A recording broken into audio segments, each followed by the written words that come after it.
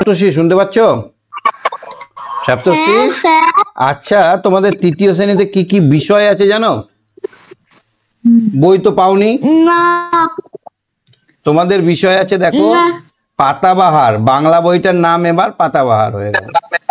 বাংলা বইটার নাম কি হলো? পাতাবাহার। পাতাবাহার।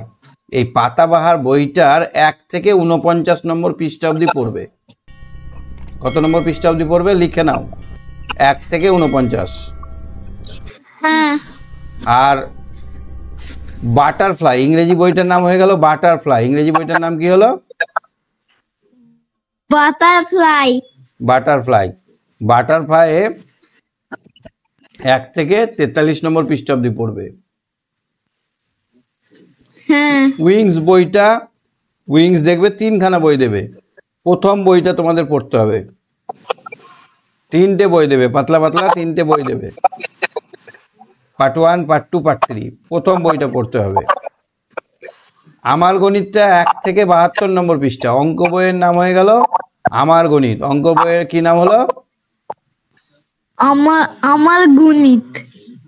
পৃষ্ঠা নাম্বার 1 থেকে 72, 101 থেকে 72 নম্বর পৃষ্ঠা অবধি পড়বে। হ্যাঁ স্যার, বাংলা বইটার নাম ছিল আমার বই।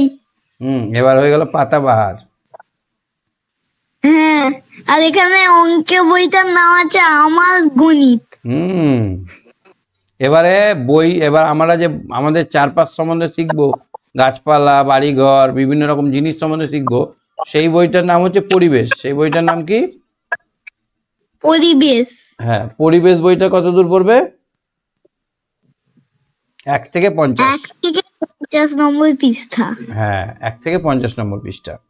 আর খেলাধুলার বইটা একটা আছে, স্বাস্থ্য আর শারীরশিক্ষা যেমন ছিল তোমাদের, একটু ভালো ভালো গেম আছে এখানে, অনেক ভালো ভালো গেম আছে। আমরা গেমগুলো অ্যাক্টিভিটি করে দেখাবো। 1 থেকে 22 নম্বর কার্ড অবধি পড়বে। তো সিলেবাসটা কি বললাম? পাতাবাহার বই 1 থেকে 49 নম্বর, বাটারফ্লাই বই 1 থেকে 43 নম্বর, উইংস বইয়ের পার্ট 1টা পুরোটাই, আমার গণিতের 1 থেকে 72 নম্বর পৃষ্ঠা, আমাদের পরিবেশে 1 থেকে 50 নম্বর পৃষ্ঠা, আর স্বাস্থ্য শারীরশিক্ষা বিষয়ে 1 থেকে 22 নম্বর কার্ড পর্যন্ত পড়বে প্রথম পর্বে। তাহলে আমরা জেনে গেলাম কত দূর থেকে কত দূর পড়বে, তাই তো? এবার আমরা শুরু করব কোন বই থেকে? পাতাবাহারটা থেকে শুরু করি। হ্যাঁ। তাহলে 1 থেকে আমাদের 49 নম্বর পৃষ্ঠা অবধি পড়বে। তো পাতাবাহার বইটা বার করি।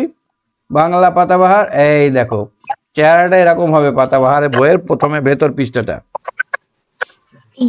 দেখেছো কেমন হবে চেহারা? দেখতে পাচ্ছ?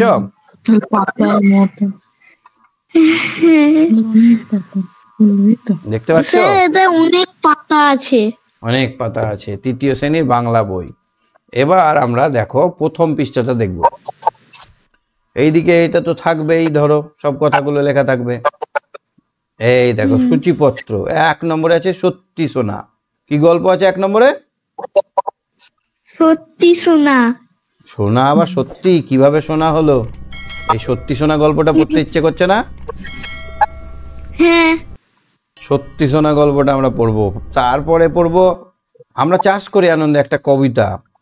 আমরা চাষ করি আনন্দে, আমরা চাষ করি আনন্দে, মাঠে মাঠে বেলা কাটে, সকাল হতে সন্ধে, আমরা চাষ করি আনন্দে।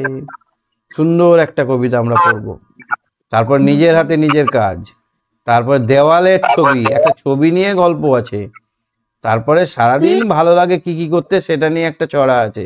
সারাদিন ভালো লাগে নানা ছবি আঁকতে, খাতার পাতায় চাই মন কানা রাখতে। তারপরে ফুল, তারপরে আছে আজ ধানের খেতে, রবীন্দ্রসঙ্গীত। আজ ধানের খেতে রৌদ্র ছায়ার, লুকোচুরি খেলা। হ্যাঁ, তারপরে গৌরী ধর্মসেনের সোনা, আবার একটা সোনা গল্প। প্রথমে সত্যি সোনা, তারপরে শুধু সোনা, তারপরে নদী পর্যন্ত আমাদের কিন্তু পরীক্ষা হবে। কি হবে? সপ্তর্ষি, নদী পর্যন্ত। নদী পর্যন্ত আমাদের প্রথম পর্বের পরীক্ষা হবে। ঠিক আছে? তারপরে আরো অনেক গল্প আছে, অনেক মজার মজার গল্প আছে। হ্যাঁ, তো প্রথমে আমরা কি পড়বো? প্রথমে বইটা পাওয়ার সঙ্গে সঙ্গে এখানে নিজের নাম লিখে দেবে, তাহলে বইটা হারাবে না, তাই না? হ্যাঁ। তারপরে আমরা শুরু করব গল্প পড়া। আজকে আমরা গল্প পড়বো সত্যি সোনা। সত্যি সোনা আবার সত্যি সত্যি হয় নাকি? নাকি সোনা ডুপ্লিকেট হয়? সোনার মতো একটা জিনিসের নাম করো তো, যে জিনিসটা দেখতে অনেকটা সোনার মতোই, গাছে ধরে, গাছে ধরে, যেটা আমরা রোজ খাই।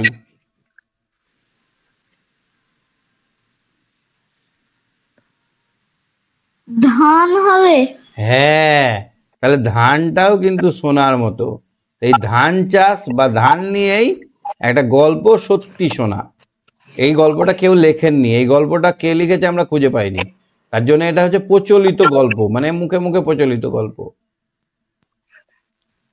মুখে মুখে প্রচলিত গল্প মানে আমরা বাবার মুখে শুনেছি, বাবা আবার তার বাবার মুখে শুনেছে, পাড়া প্রতিবেশী বা গল্প দাদুর আসরে শুনেছি, এরকমভাবে এই গল্পটা এসছে। তারপরে আমাদের সরকার কি করেছে, এই গল্পটা আমাদের বইয়ে তুলে দিয়েছে যাতে আমরাও শুনতে পারি, তাই না? এখন তো আর সেরকমভাবে কেউ গল্প বলে না, সেই জন্য গল্প যাতে শুনতে পারি সেরকম ব্যবস্থা করা হয়েছে। বুড়ো চাষির কঠিন অসুখ করেছে। বুড়ো হলে তো অসুখ হয়ে যায়, এই অসুখ সেই অসুখ লেগেই থাকে।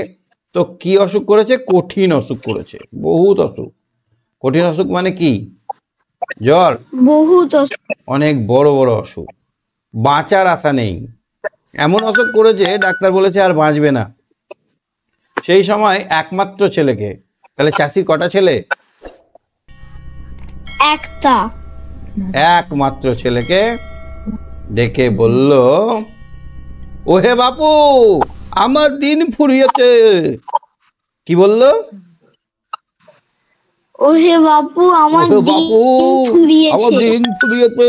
দাঁত থাকে না তো, দাঁতটা না ঠেকিয়ে জিভেটা ঠোঁটে ঠেকিয়ে বলো, ওহে বাপু। বল, বলো। স্যার আমি এটা বলতে পারবো না, আমার পারবা দাঁত পারবা, আছে। তুমি সব পারো। বলো ওহে বাপু, চেষ্টা করো। ওহে বাপু আবার হাসছে, ও তো মরছে, তো মরার সময় হাসি কিসের? ওহে বাপু আমার দিন ফুরিয়েছে। যাবার সময় তোমাকে একটা দরকারি কথা বলে যায়। এবার বাবা বলছে একটা দরকারি কথা বলবো। চাষির ছেলে ভারী অলস। ছেলেটা কেমন? অলস। অলস মানে কি? খুব ব্যস্ত থাকে, সবসময় কাজ করে? না কি তোমার মতো? তুমি অলস? না স্যার, না, তুমি ঘুমিয়ে থাকো সব সময়। না তাহলে অলস মানে যে সবসময় কুড়ে মুখে থাক, আর করবো না, ও আর পাচ্ছি না, পরে করব, কালকে করব, আজকে আর করে লাভ নেই, থাক। স্যার অলস মানে কুঁড়ে। কুড়ে, অথচ টাকা পয়সার লোভ খুব। টাকা পয়সা পেলে একবারে ঝাঁপিয়ে পড়ে। টাকা পয়সার লোভ 16 আনা। 16 আনা মানে একদম প্রচুর, অনেক। তার ধারণা বাবা অনেক সোনা কোথাও লুকিয়ে রেখেছে। সে ভাবে যে বাবা অনেক সোনা আমার জন্য লিখে রেখেছে। কোথায় রেখেছে? লুকিয়ে। বাপকে বলল, তোমার লুকানো সোনা কোথায় রাখা আছে তা তো বলে গেলে না। বাবাকে বলছে, বাবা তুমি তো মরছো, তো আমাকে সোনার কথাটা বলে গেলে না, কোথায় রেখে গেছো? হেসে বুড়ো বাপ বলল, সেটা বলবো বলে তো ডেকেছি তোমায়। কি বলছে? এটা বলবো বলেই তো দেখেছি তোমায়। শোনো, এই যে আমাদের চাষের জমি দেখছো, শোনো, এই যে আমাদের চাষের জমি দেখছো, এর নিচেই পোঁতা আছে লুকোনো সোনা। আমি চোখ বুঝলেই তুমি তা খুঁজে বার করে নিও। ওই কথাটি বলে চিরদিনের মতো চোখ বুঝলেন। সারা জীবনের মতো চোখ বুঝলেন মানে কি? চিরদিনের মতো চোখ বুঝলেন মানে কি? মারা গেলেন। হ্যালো, মারা গেলেন।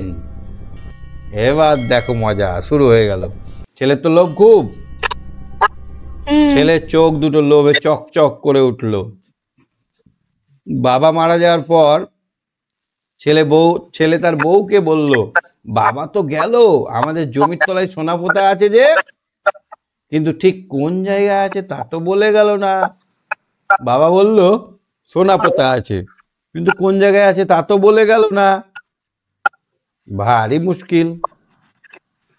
এবার বউ কি বলছে দেখো, বউটা খুব বুদ্ধিমান। ছেলের বউ খুব বুদ্ধিমতী। বুদ্ধিমতীর বিপরীত শব্দ কি হবে?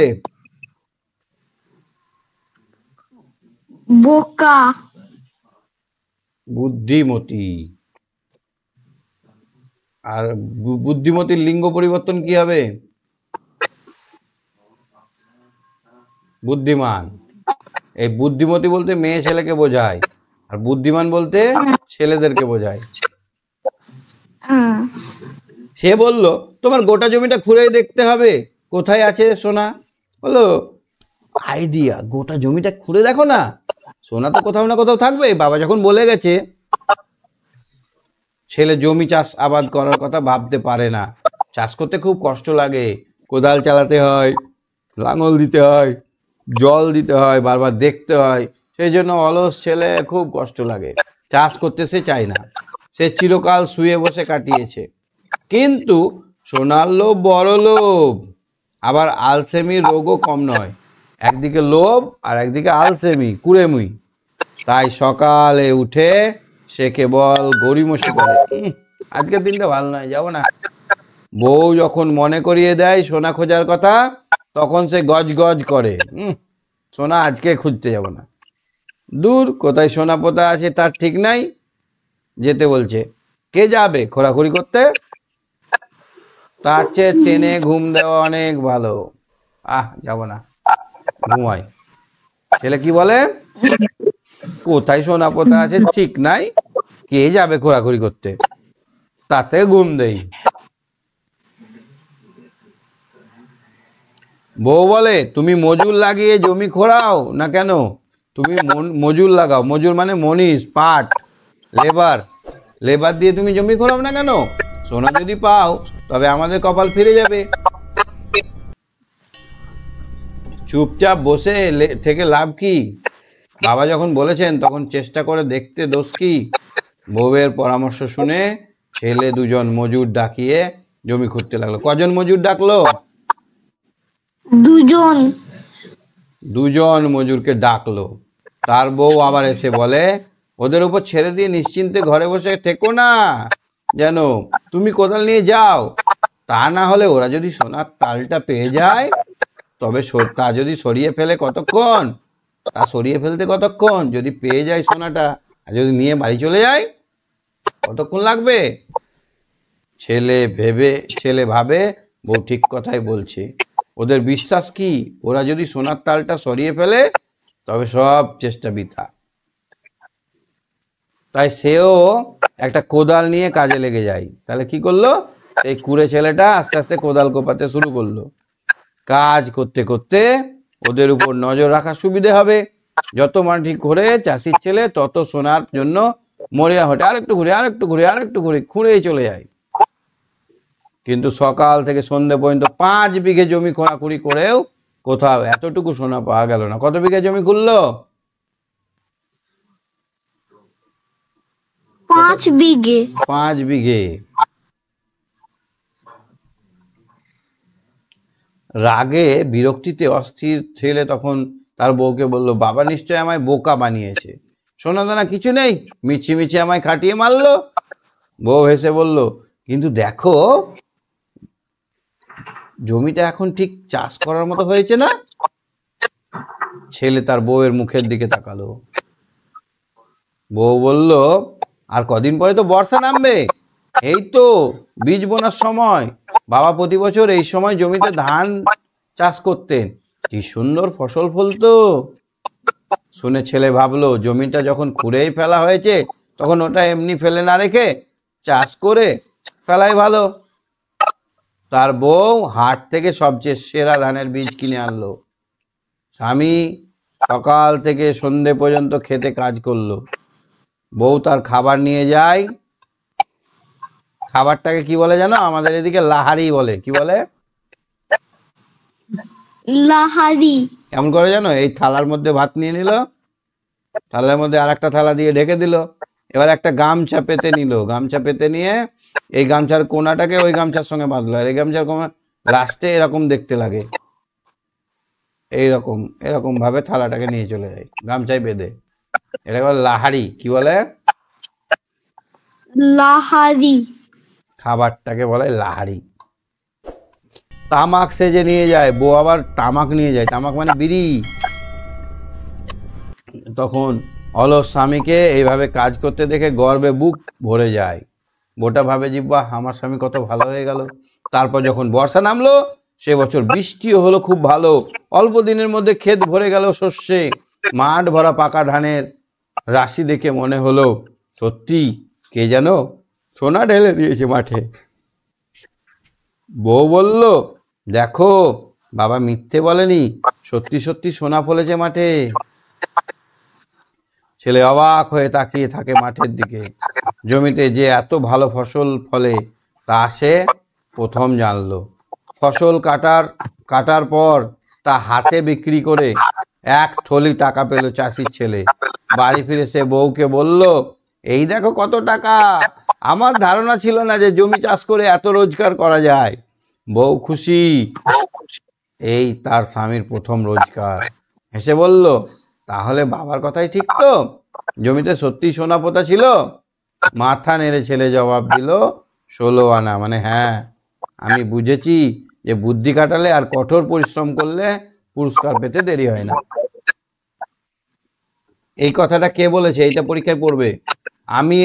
আমি বুঝেছি যে বুদ্ধি খাটালে আর কঠোর পরিশ্রম করলে তার পুরস্কার পেতে দেরি হয় না। এই কথাটি কে কাকে বলেছিল? ছেলে বউকে বলেছিল। গুড। তাহলে গল্পটা কি সোনার গল্প হলো? হ্যাঁ, কেমন লাগলো গল্পটা? ভালো। এখানে কি পরিবর্তন হলো বলো তো? একটা একটা অলস কুড়ে মানুষ কর্মঠে লোকে পরিণত হলো, তাই না? হ্যাঁ, হ্যাঁ। ঠিক আছে, তুমি সঙ্গে থাকো। আর কে কে আছে দেখে নিই। আচ্ছা, দীপ হাত তোলো, দীপ হাত তোলো। দেখো এরকম একটা হাত তোলা আছে হলুদ রঙের।